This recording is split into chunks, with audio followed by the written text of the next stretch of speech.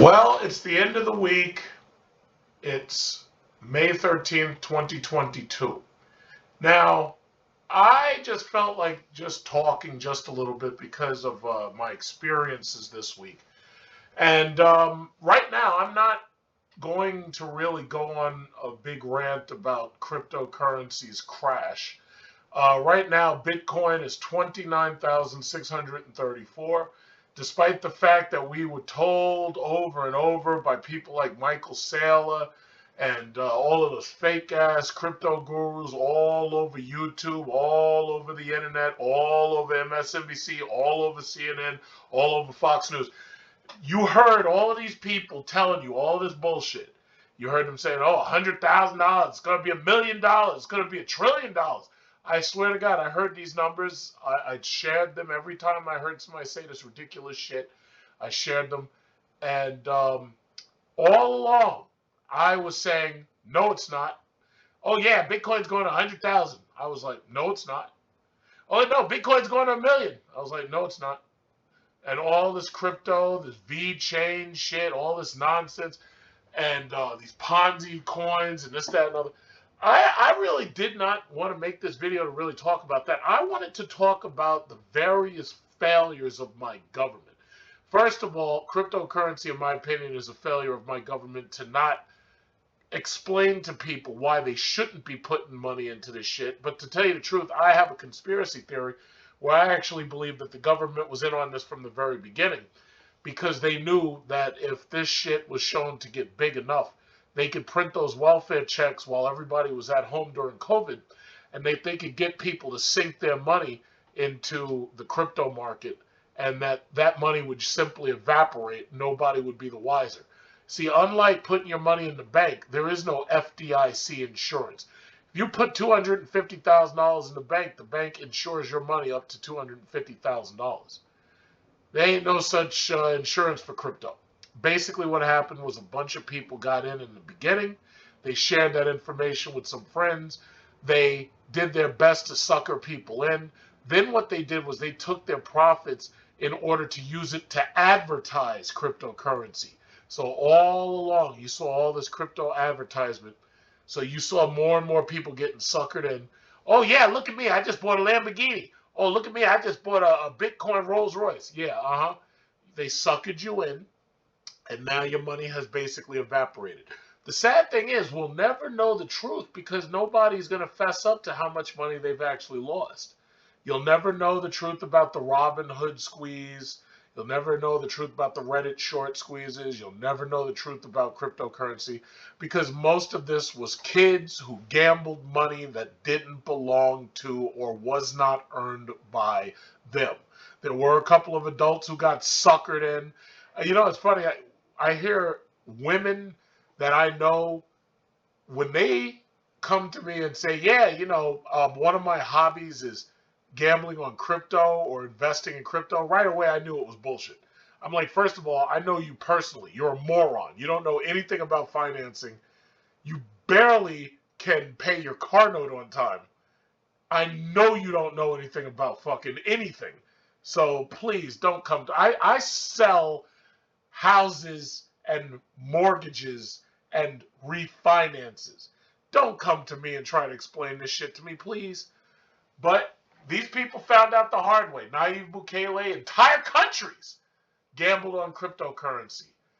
$50,000, $55,000 a Bitcoin, and now you're down to 29.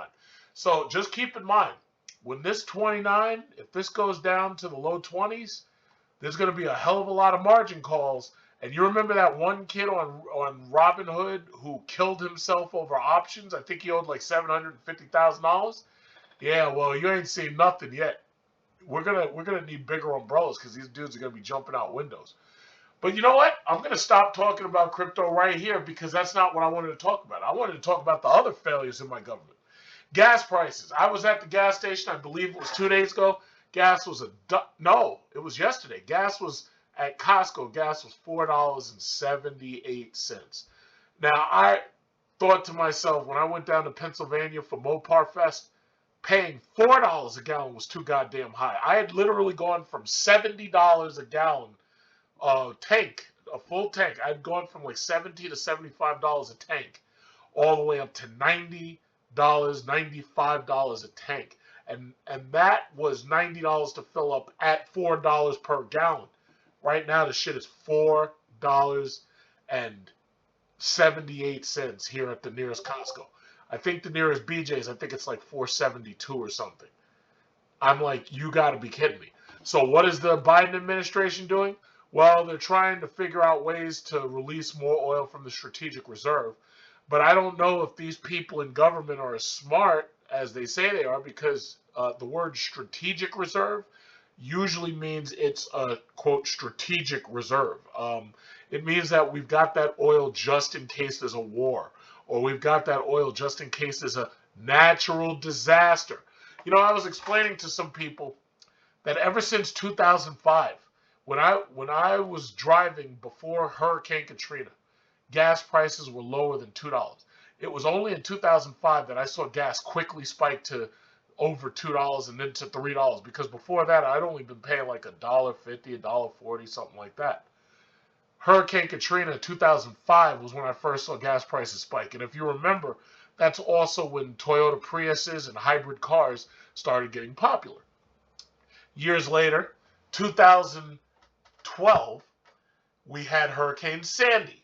Hurricane Sandy knocked out power, knocked out the diesel pumps, the gas pumps in New Jersey, made it so that the ships couldn't fill up and be able to bring the oil to Long Island. So I made videos during Hurricane Sandy, which you can actually probably still find, because basically I cataloged the apocalypse. But Hurricane Sandy allowed Tesla in 2012 to become very popular very quickly, as you had a bunch of people who were waiting at gas stations, couldn't get fucking gas, and they had to wait, in some cases, like I made videos, you had to wait 4, 5, maybe even 6, 7 hours to get some gas. I remember one morning I stayed at a gas pump for damn near 8 hours before they came and pumped the gas into the well so that the other pumps would be able to take it. That allowed Tesla to skyrocket. So that was 2005, and then there's 2012, and now look where we are. We're in 2022, but technically the gas crisis really started in 2021, but I would actually really say that after Biden got into office and closed down any hope to make new pipelines, that basically gas prices started to spike then. So I'll say 2020 in November was going into 2021. That's when gas prices pretty much started to go up. But then nobody could have counted on the fact that Vladimir Putin would have a problem with NATO putting weapons on his border, and that he'd decide to go in and flatten Ukraine. So we send gas prices even higher, because I had actually been doing research on this. Russia was shipping us over 600,000 barrels of oil per day. Understand, 600,000 barrels of oil. We get a lot of oil from Canada. We get oil from Saudi Arabia. Since Americans' governments are too stupid to get oil from Venezuela, I don't want to hear that bullshit about, oh yeah, their oil's too thick and all that bull. I don't want to hear none of that bullshit. That's lies. That's straight up lie. The same stupid fucking liberals that I end up arguing with who'll tell you, oh no, the gas in Venezuela, the oil in Venezuela, it's too thick. It's dirty. It's too dirty. The same stupid fucking liberals. And I hope they're listening to what I'm saying right now, because my blood pressure's starting to rise. The same stupid fucking liberals who defend the Biden administration and defend gas prices where they are and defend oil prices. The same stupid fucks are the exact same people who are quick to say, oh yeah, well, gas prices wouldn't be this high if they weren't speculating on oil futures. First of all, you stupid motherfucker, I know you don't know anything about the stock market. I know you're getting this shit from MSNBC. I know you're getting this shit from that midnight golfer Rachel Maddow. I know you're getting this shit from those people there who don't know shit about the market. They just sit there, they're actors. You're trying to convince me that you know what's going on by repeating fucking talking points? You're a moron. But moron not, more on this, more on that. But guess what? Here's the thing. the same liberals who are telling me this stupid nonsense are the same ones that are getting their asses kicked by oil bills, fuel price increases, gas price increases. Because, and you know what kills me? I made a lot of videos. I visited car dealerships. I was talking about this back during the pandemic. About there was, first of all, I explained to y'all should take your money and y'all should invest in oil. But most of y'all said, nah, I want to invest in cryptocurrency because we're going to go to the moon. I already beat that dead horse. I beat that horse to death. But here's the thing. What I thought was so funny was when all of these gas guzzling V8s went on sale during COVID, and Chrysler, Dodge, they were trying to get rid of all these Hellcats, trying to get rid of these leftover Trackhawks. And they would tell, oh, we got power dollars. We'll put $7,000 off. Oh, yeah, you can drive out of here with a brand new Challenger or a Charger or a Trackhawk or whatever. And I was what I was saying? I was like, you know what? I ain't buying shit right now. You shouldn't spend any money. If you look back to 2017, I kept telling you because back then nobody could have imagined COVID was going to happen. I was under the belief that the interest rates were going to start to rise. I suggested back then, simply based on the fact that I thought the interest rates were going to rise, I was like, yo, you should buy houses. Y'all should buy houses. Houses are, 4% right now for a 30-year fix. Y'all should get houses. Now, keep in mind, even though there was a 4% or 4.75%, back then the housing prices were low. Not just the interest rates, the prices were low. I was like, nah, y'all should buy houses. I tried to tell people in my family, you know what? Y'all should buy houses. Stop trying to buy these fucking luxury cars and buy a fucking property. Stop trying to buy luxury cars so you can tool around and make people try to think you're rich, which we know you're not. Buy a property. One of my friends, they had a baby during the pandemic. I tried to tell them. I was like, yeah, you should get a house. What were they doing? They were looking at the top of the market. They were, oh, no, we want to get our starter house is going to be a fucking mansion. Oh, really? So instead of going for an affordable house to start with so you can learn to be a homeowner. Oh, no. We're going to get a mansion. We're going to get this big, nice, beautiful house. It's going to be perfect. You're going to move right in. It's going to be walk-in ready, blah, blah, blah. Well, they kept looking in neighborhoods that they absolutely couldn't afford. And what was funny was during the pandemic, you got Russian money, Chinese money, corporate money, buying up fucking houses. So sure enough, they never got that house. No. They're living with the in-laws, the parents. I haven't lived with my parents in so long, I've forgotten what my parents smell like. But no. We're going to have a baby, live with the parents. Now, granted, that is kind of, in some ways, it could be considered helpful. Yeah, you can stack your paper and you have free babysitting if your parents are willing to do it. Thing about it is, you have no idea if housing prices are going to go down. You have no idea. First of all, we already know the interest rates aren't going down. Federal Reserve knows it can't lower interest rates, and the Federal Reserve also knows that they can't raise them too high either, because as you can see, just raising the interest rates to where they are, which is still very low, not even a 1%, just doing that has caused havoc through the stock market, havoc through all of the market, the entire market. What did they say? They're popping or pricking the bubble? Well, I believe that the era that we've lived through since, I'll say, about 2001 of free, cheap money and free, cheap credit, I think that shit's coming to an end. First of all, these interest rates are going up. I just came back from a car dealership, and the whole point is to refinance leased cars. Now, I have to do this 3 times for 3 different people with 3 different credit scores and 3 different, 3 different budgets, I'll say. What I realized early on was that the used car market is on fire. It's a mess. Everything is being demanded. You pay much higher adjusted market price. So that means that the people who leased cars in 2017, 2018, 2019, 2020, the people who leased those cars, if they took out the longest lease, 4 years, 3 years, those people right now who have to bring their cars back off a lease, those people are facing two things. First of all, they're facing the they have to refinance, because the problem is if they don't refinance, they don't have a car.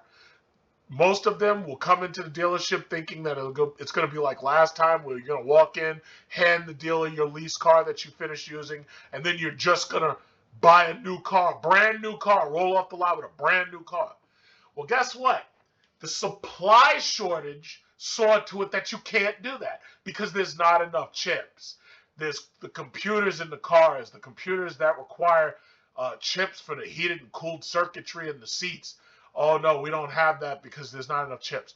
BMW had to take touch screens out of certain models. You had Mercedes say, oh, you want that hyper screen? Oh yeah, well, you're not going to be able to get that on the car you wanted it in. You can only buy it on this car that costs $130,000. This EQS 580.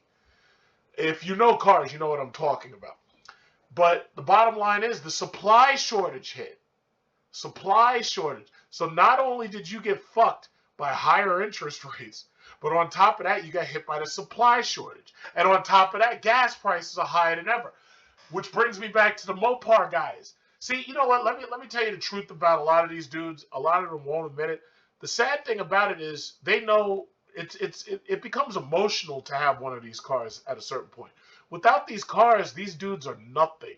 And I really feel bad to say that, but without these cars, these dudes are nothing. It's like, imagine if you're a girl on Instagram and you're not sexy. If you're not sexy, there ain't nobody in your DM. Nobody's trying to talk to you. You're nothing. You're on Instagram and you're just posting your stupid pictures of emojis and cartoon characters, anime, but you don't really post no pictures of yourself because you ain't got nothing to sell.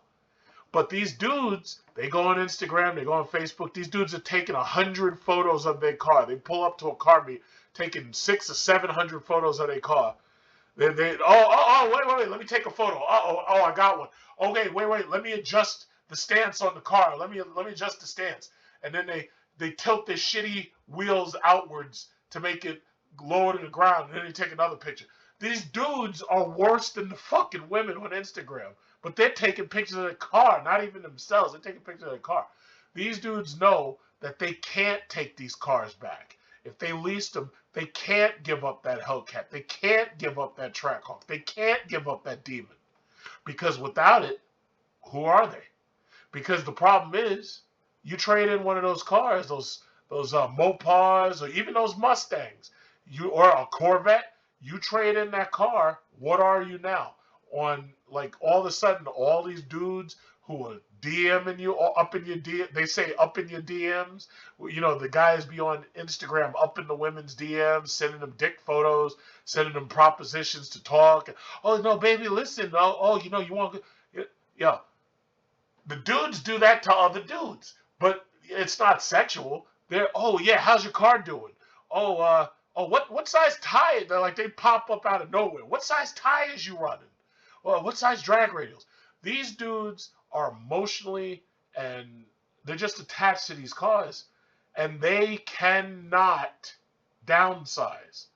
I mean, you think about it. If you take a Charger or a Challenger, a Hellcat or some shit back to the dealer for the end of your lease, if your credit hasn't improved, or if the amount of money that you make hasn't improved, what are you going to be able to buy besides like a cheaper product? Like, what would you got to get a Wrangler or some shit. One of the things that I noticed, there were dudes, I'm not naming names, who on YouTube buying Trackhawks, having them custom built, and they drove that shit for like a month just for the YouTube videos, maybe a month, maybe 2 months. Before they even made the first goddamn payment, they took that shit back, trade that shit in for something with high rebates, like a Ram truck or a Wrangler. It's like, guys, y'all ain't fooling nobody. I know how financing works. You can't fool me. But this is what's going on. So let me speed through this. The supply shortage hit. Now, I've said this in my community chat. I feel bad for these dudes who ran out, spent their last dime buying a Hellcat or buying a Trackhawk, buying whatever. During COVID, rushed out, bought these cars. And that was when gas was less than $2. All of a sudden, they watched gas rise to what is it, 556, 502.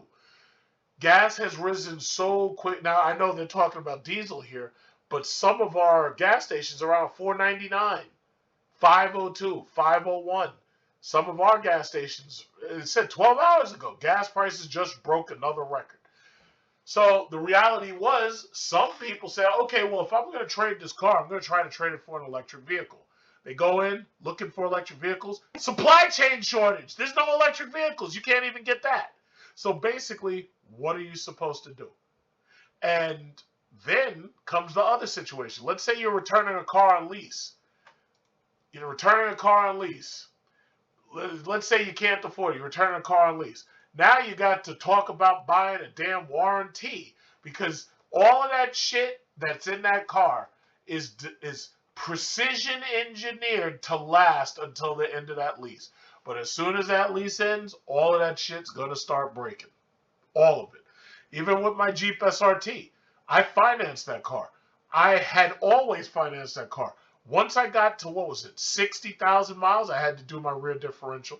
Once I got to 70,000 miles, I had to basically do the whole radiator over again. Radiator, coolant, fucking thermostat, water pump, and a lot of these cars are notorious for water pumps failing. But yeah, the warranty, now this is what I learned today, the warranty, this GM Platinum Protection for Cadillac XT5, mind you, a Cadillac XT5 shouldn't even cost you more than about $50,000 to $55,000, but because it says Cadillac on it, they demand more. These things go up to $67,000 for an XT5 Sport. They wanted fucking $5,900 for the warranty for 48 months.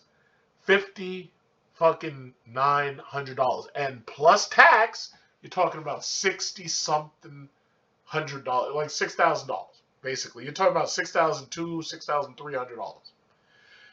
Now, you may have a car on lease, and you walk into the dealership saying, "Well, I have to give this car back, but I need something to drive." So what ends up happening?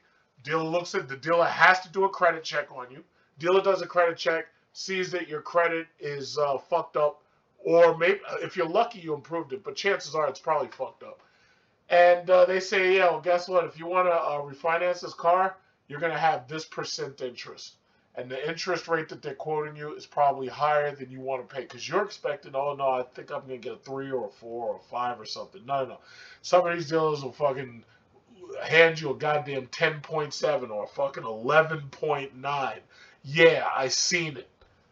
And you're supposed to refinance your car at an interest rate this high because your credit's not strong, which is one of the reasons why I continue to preach about fixing your credit and how to use credit. But nobody's listening to those videos. So, it's just like this one. I'll get about maybe 1,000, maybe 2,000 views on this video. And at this point, I just do YouTube for fun, because I'm almost nearing, I think it's 48 million views or 49 million views. I basically stopped caring. The money keeps coming, so I really don't even care. But the bottom line is, if I'm giving the advice, I'd expect somebody to listen to it and say, hey, you know what, that's a great idea, I'm going to take it. Nope, not these motherfuckers. See, one thing I've realized working in personal finance and debt consolidation and refinancing and stuff, one thing I realize is the people who come to you, they're not looking for quote-unquote help. They just want you to help them fix their credit so that they can go deeper into debt. They just want to fix their credit so that they can buy this GMC truck that they couldn't afford otherwise. Because, see, you want to buy this GMC truck, they say $50,000, right? The thing about it is, if the interest rate's 3% because the person has great credit or something, yeah, it's going to cost him $500 or $600. But if you get a 10%, it's going to cost you damn near double that. It's going to cost you $800 or $900. So all they want is to fix their credit just so they can go deeper in debt. That's it. That's all they want. So that's one of the things that I hate about doing what I do. That's why at this point it's you know what? You don't want my advice? You want to go spend your last dime on Ethereum or Bitcoin? Go right on ahead and do it. Because it's your money. You earned it. But guess what? When this shit fucking crashes and you're hanging next to a window ledge, contemplate jumping the fuck off, don't call my number because I'm not coming down there to help you. You know how in Lethal Weapon, you know how the guy's about to jump and they put the, well, in fact, I could pull up the video, but I'm not going to show it. But yeah, in Lethal Weapon, the guy has the, what is it, he's about to jump. Let's see, Lethal Weapon jumper scene. Yes, this is a classic scene. And Riggs is like, yeah, let's jump together. You know, if you kill yourself, you're going to kill me. Yeah, I'm not coming. So don't fucking call me. If you find yourself and you got to go to your wife and say, yeah, honey, I lost all our money because I gambled on fucking Ethereum. Listen, when you end up next to that window, do not fucking call my number because I guarantee I'm not coming down there. I'm not going to be Riggs trying to jump with you and shit. I'm not doing none of that shit. None of that shit. So, this is where we are. We got a supply shortage. We got high inflation. We've got recession, stagflation. Then I find out we got a goddamn baby formula crisis. Now, right now, I don't even know why we have a baby formula crisis. It says a potential bacteria outbreak led to the February shutdown of a Michigan factory. Yeah, that's a great place to make baby formula in Michigan, a place with like high crime and fucking lead in the pipes. That's brilliant. That makes Similac formula, and the plant still has not reopened. Its closure has aggravated shortages created by broader pandemic supply chain problems. Broader pandemic supply chain problems. So you know what this is telling me? This means that right now everybody's feeling the squeeze. So you're getting your credit cards yanked from you. You're getting your cheap money that you could just get from the government yanked from you. No more stimulus check, welfare check, none of that shit. Ashley Aguirre here, 20, feeds her 1-month-old son in San Antonio, Texas. Well, Ashley, all I can say, knowing what I know about biology, if you can't get them Similac formula bottles and cans, and any woman who's listening to the sound of my voice, as a pure person understanding biology, all I can say is it's time to unbutton that shirt and whip them titties out so you can feed little son here in San Antonio, Texas. Because guess what? If you can't get Similac, you're going to have to go back to breastfeeding. You're just going to have to do it. I'm really sorry, but your government has failed you. So guess what? Whip them titties out because your son is hungry. He needs that. He needs that milk. He needs that nourishment. He needs that iron and that milk. Because you know what milk is? Milk is fat, mostly. It's fat and calories. Milk is designed to take that baby and grow him as quickly as possible or grow her as quickly as possible. So guess what? What's her name again? Ashley. Whip them titties out because there's no more milk on the shelf. Because your government failed you. And I know I sound harsh, but guess what? Just because I sound harsh don't mean I'm not right. Your government failed you.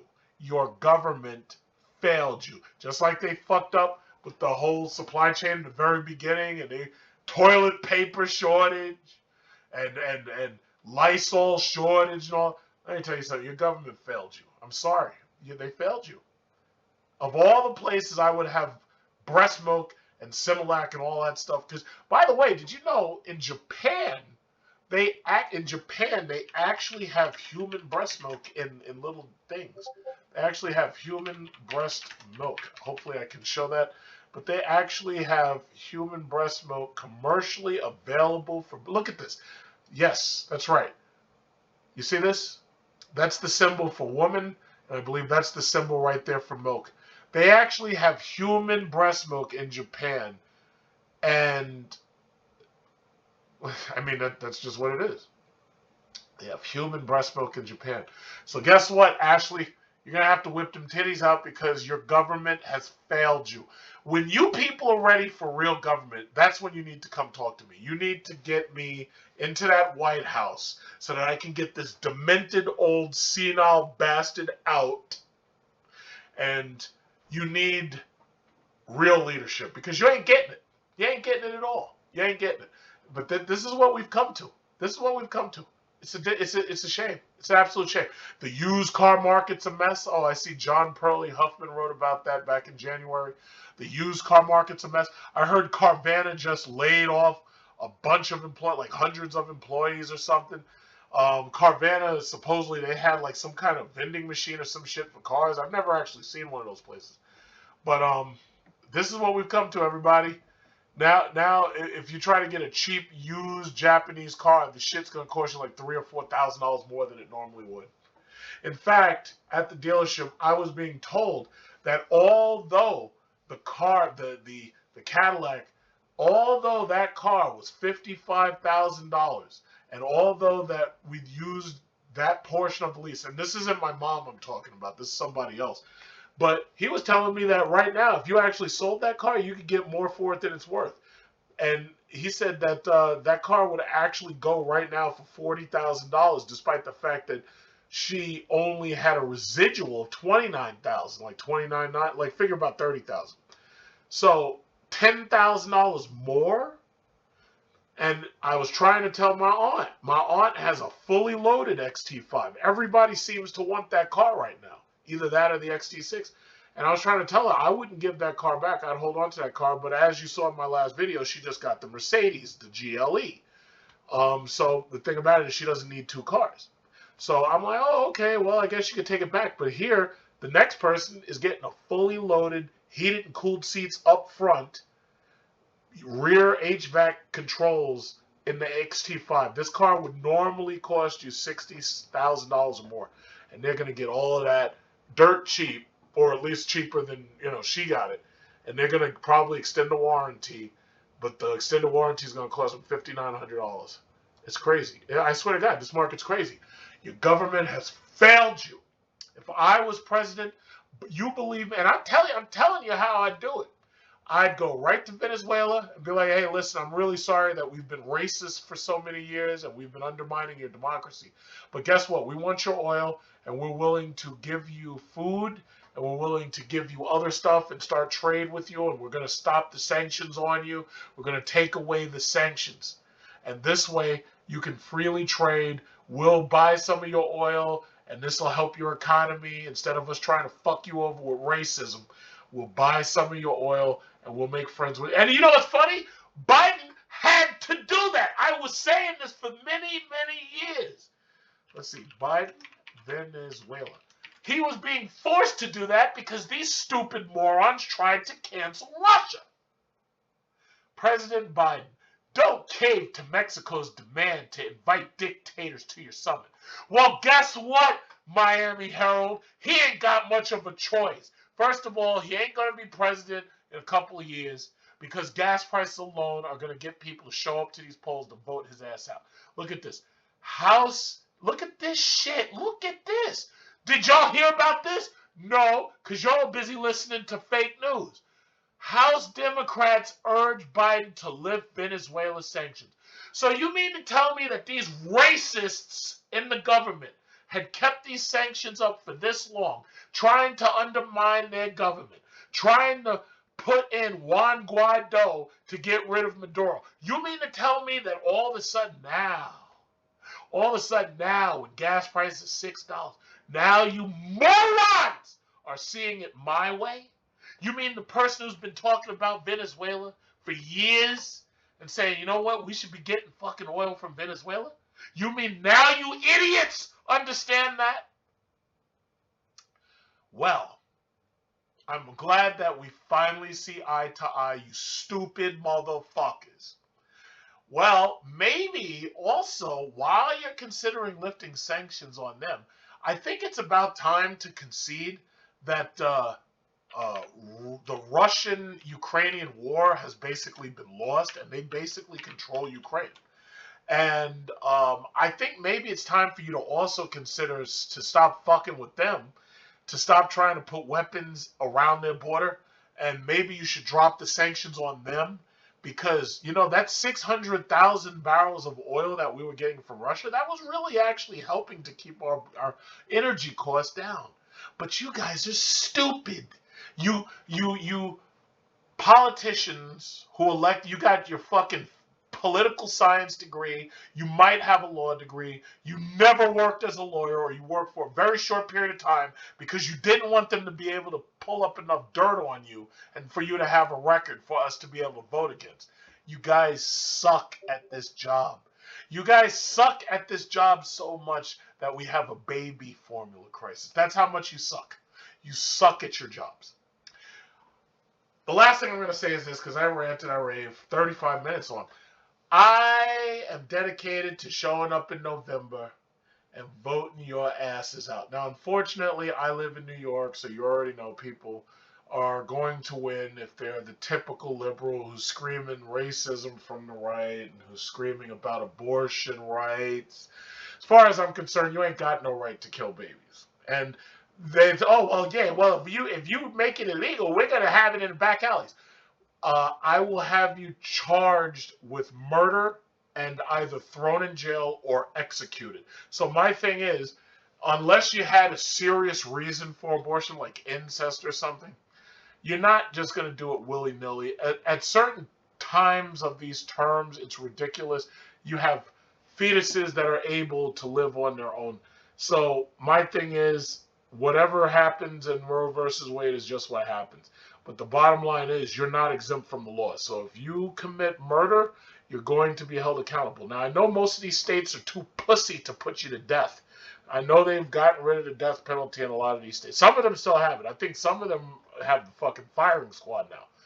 But the bottom line is, I think we need real change. Real change. Not this bullshit with Obama fucking change you completely. Not that bullshit. No. I think it's time for real change. I think it's time for hardline strategies. You tell me what you think. You can say whatever you want. I ain't even going to bother blocking you. Now, if you come in here talking bad about Kevin Samuels, yeah, I'm going to block your ass right away, because Kevin Samuels was a fucking hero. But the bottom line is, your government has failed you. Your leaders have failed. They've showed you how incompetent they are.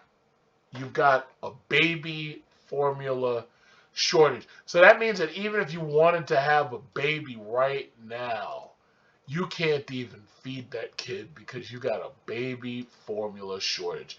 Now, ain't that something? Who would have ever, when I was a kid in the 80s, I never imagined that we'd get to this point, that we'd have a baby formula crisis. I never imagined that I would have such an incompetent government, that I would have an incompetent government who seems to be trying to start World War III. I never imagined that these people would be this stupid and incompetent. I never imagined it. I never could have imagined it. So that's it. That's all I got, because I'm getting tired right now. So I'm about to turn in. But you tell me what you think. Maybe I'm wrong. Maybe you think I'm wrong. You know, some people call me a totalitarian. They say I'm a statist and this, that, and other. And I'm like, yeah, you're right. So, you know what? If I'm wrong, you tell me I'm wrong and this, that, and other.